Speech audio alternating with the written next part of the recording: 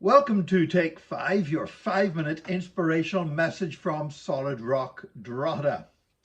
In Acts and chapter 12, we read about persecution coming against the early church. Persecution instigated by King Herod, the tetrarch, the puppet king that was basically ruling on behalf of the Roman authorities. And it says that he had James executed, and he saw that this pleased the people. Now, this was James, not James that wrote the book of James, but James, the brother of John, one of the sons of Zebedee. It says he had James executed, and he saw that this pleased the Jews, so therefore he had Peter arrested with the same plan that he would execute him as well.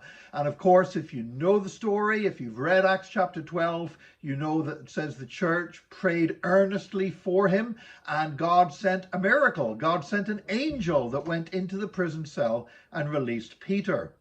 Now, have you ever wondered why was it that God didn't produce a miraculous intervention for James, but he did for Peter? Now, I don't believe it was because one was more important than another. I don't believe God plays favorites like that with his children. I remember once somebody saying, well, it was God's will for James to die and God's will that Peter wouldn't die yet. Again, that's unsatisfactory. But I believe the key to this is the statement that we're told that the church was praying earnestly for Peter. And I'm not suggesting they weren't praying for James, but something happened after the death of James. Something happened that there were people in the church that said, you know what, we're not going to let this happen again. We're not going to get caught a second time with another one of our apostles being executed in this way by this king. If he does it with these two, he's going to do it with all of them. So let's begin to really pray. There are times in our lives whenever tragedy comes. There are times whenever things happen. Situations and circumstances that we would never have chosen to have happened. And we say, Lord, why has this happened? And I believe God does work in all things for good, and God will teach us a lesson in every circumstance that we're in. But sometimes we reach a point in our lives where we've been through one tragedy, we've been through one bereavement, we've been through one difficulty, and then it looks like the situation is going to repeat itself in a short space of time.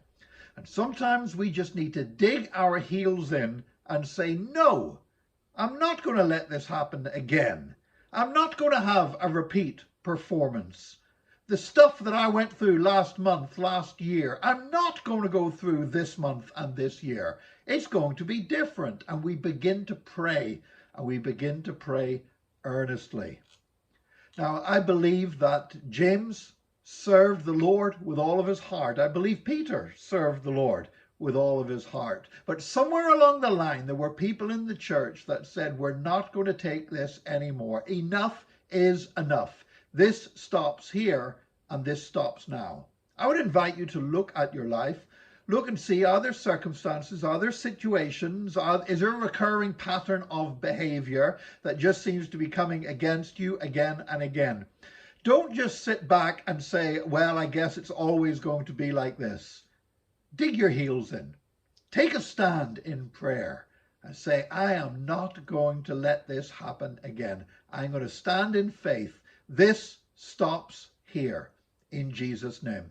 And I pray that as you pray in that way, God will turn things around. He will change the circumstances. You will not see a repeat of the pain and loss of the past, but God will bring you through to something better in Jesus' name.